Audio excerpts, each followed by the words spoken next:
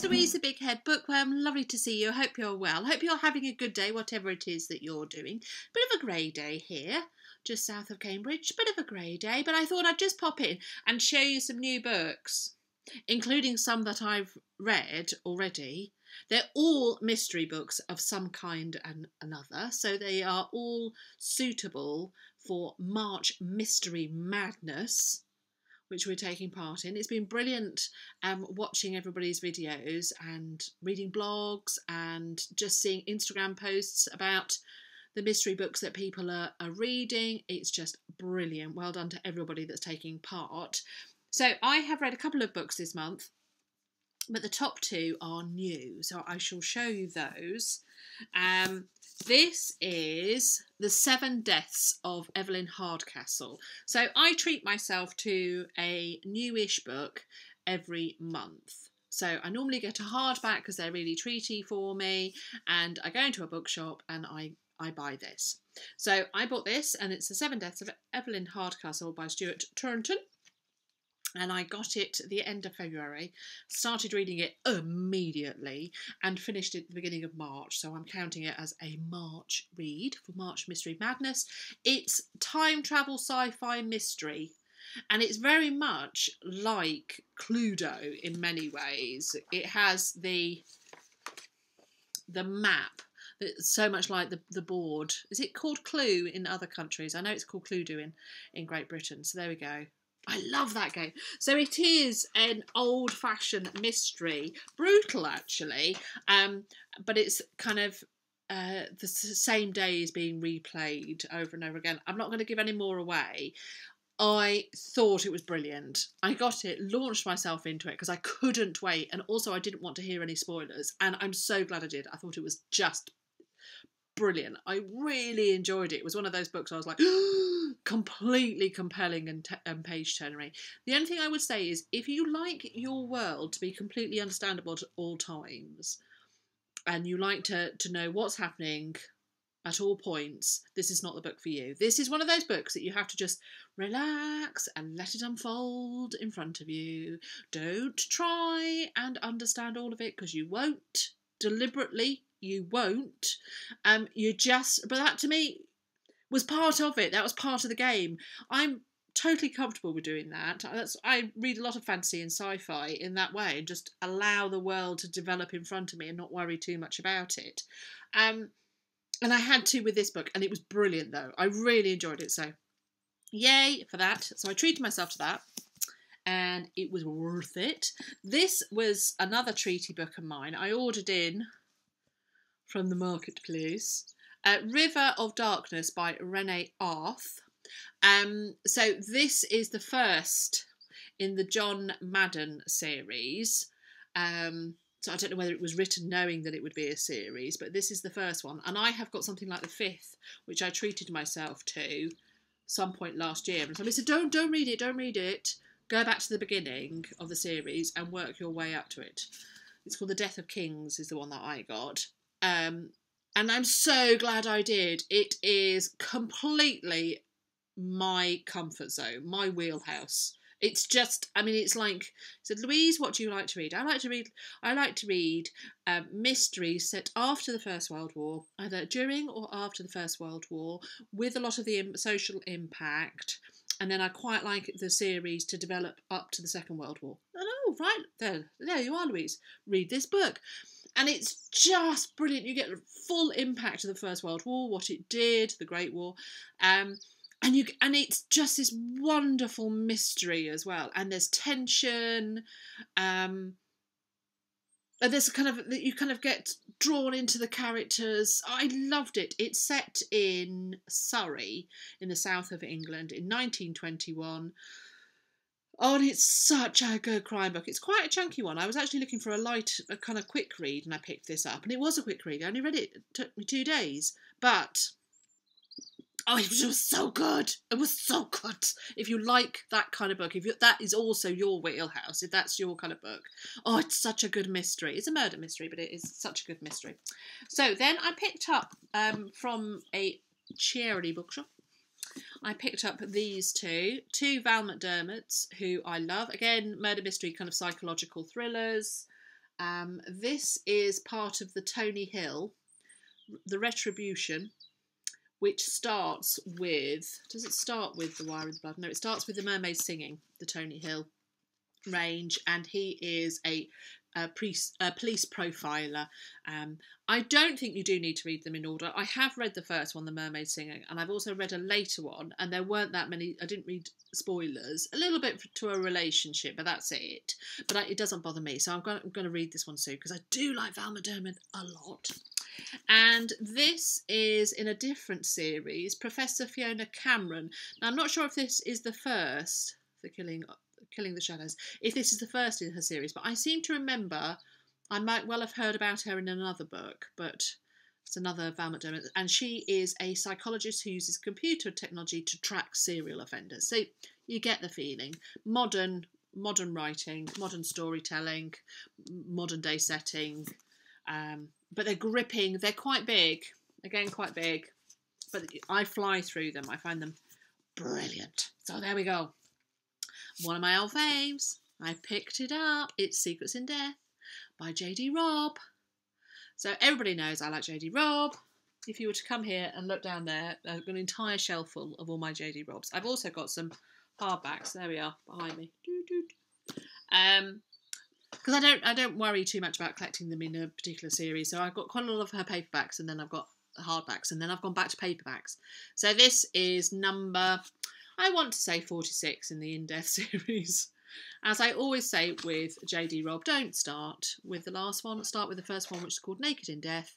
Futuristic crime set in New York in 2050 with Lieutenant Eve Dallas and her paramour Rourke.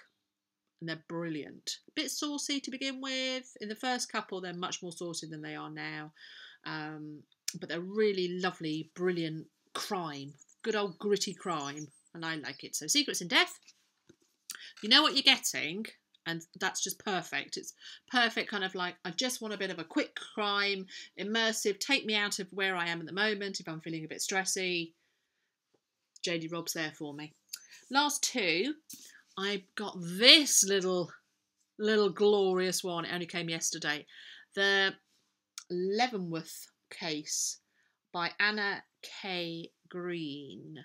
And I can't believe I've not read any Anna K. Green before, because as soon as I heard this, I literally ordered it. This Detective Story Club Classic, the edition is Detective Story Club Classic, is introduced by Dr. John Curran, who looks at how Anna Catherine Green was a pioneer who inspired a new generation of crime writers, in particular a young woman named Agatha Christie. So this is one of the ladies that inspired Agatha Christie, and as soon as I read that, I was like, right, shut the front door. I'm reading this. I am getting it in this beautiful little hardback edition.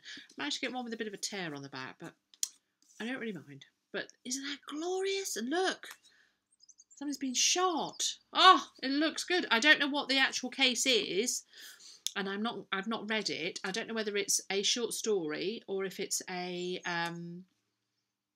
series of short stories. I think it's probably one. What does it say? Well, I'm not gonna read. I'm gonna go in completely blind and see whether I like it. But it looks good, doesn't it? Look at that.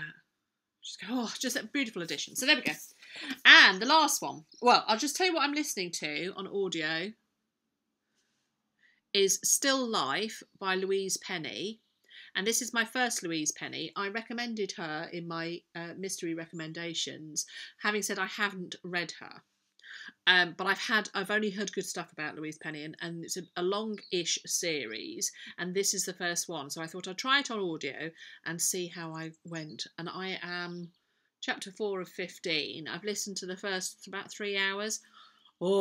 It took me a while. It took me about half an hour to get in, but it's great. I'm thoroughly enjoying it. I can imagine if I'd read them, I'd have got in it a lot quicker. But it was a case of getting used to the narrator's voice, and I was having to pay attention to what was happening rather than let it wash over me. But I'm hooked now. I'm really, really enjoying the style and the feeling and the mysteries there. So it's a murder mystery set in Quebec. in a small, tiny little village called Three Pines, just on the Quebec border. And it sounds brilliant. Oh, it's just amazing. I'm really enjoying it. So this is the last one, and this is the one that I ordered in with my Leavenworth case. And you may well have heard of it, but it's a latest true crime kind of, was that blockbuster? I don't know. Apparently it is getting lots of hype. And I heard about it last week, and then I looked it up on internet, and I was like, oh, this sounds brilliant. I'll Be Gone in the Dark by Michelle McNamara. Now, I had not heard of Michelle McNamara, and apparently she wrote, here we are, what did she do? Michelle McNamara was the author of the website truecrimediary.com. She also worked as a consultant for Dateline NBC, and her husband is Patton Oswalt, who apparently is an American actor and comedian and is very well known. I didn't know him, I must admit. That one passed me by. Anyway, she died in 2016. She died in the night, it sounds like. It doesn't sound like she was actually ill beforehand. It was a shock death. And he has put together this book. She was writing this book, when she died, and he puts it together with notes and what have you.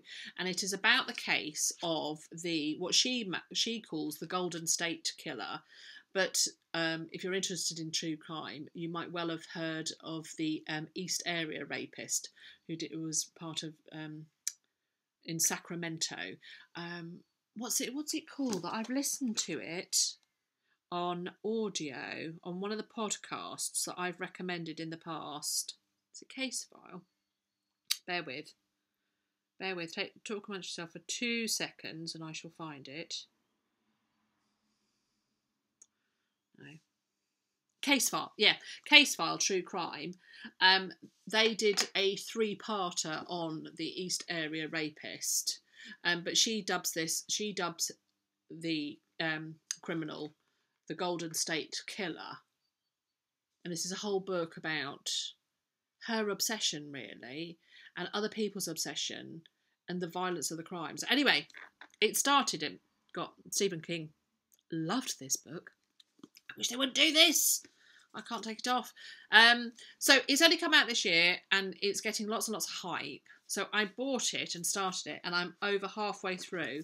I started it yesterday and I can't put it down. I just want the world to stop so that I can read it. It is just so compelling and so gripping and so atmospheric for a true crime book. So it's brutal. It is. There's no doubt about it. It is brutal. So the crimes started with over like a very short period. There was up to 20 rapes.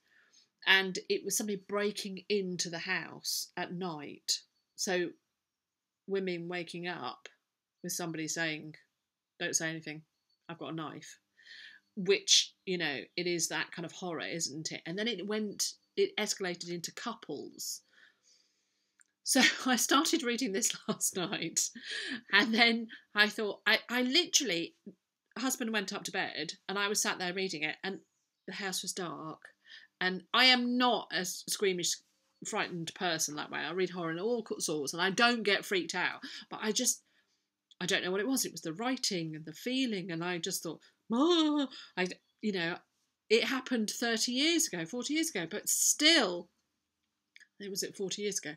But I started looking around and started thinking kind of, so I put the cats to bed and I went upstairs and got into bed next to the husband, who was gnawing away, say nothing, gnawing away he was. And I was like, right, I'm all right. And then it started saying, well, how he had targeted couples. And I was like, oh, I had to stop reading. I completely freaked myself out. And I can't tell you the last time a book's done that to me, that I was so freaked out I had to stop reading it because I was just too weirded out. And it was like 10 o'clock last night and I was like listening to sounds going,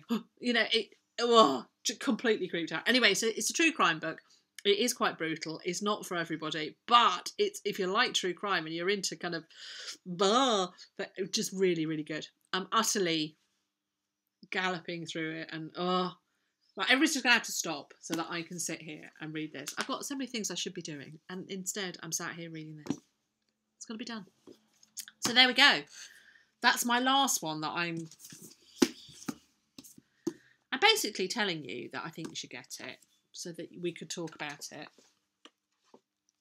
And I wonder whether, is it so well written and that's why it's getting to me? Or is it just the crimes are that awful that that's why it's getting to me? And if I was to read it again, would I feel the same? I don't know. I don't know. But at the moment, it's completely got me. It's completely got me. So there is the obligatory stack. Not too many, but I wanted to just show you mysteries. So those are what I'm reading. So I've read those two at the bottom. I'm reading that one at the top. I'm having a marvellous March. I have already read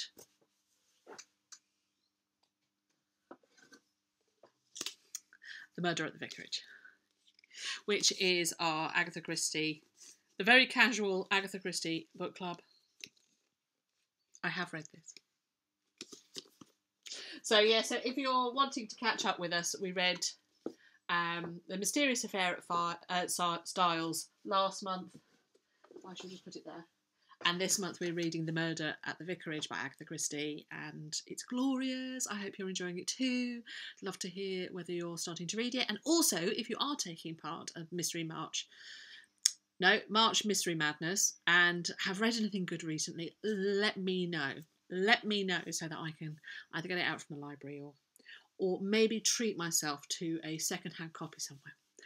Well, this has been grand, Book Club, Booktube, and I look forward to speaking to you again. Let's do this again sometime. Bye.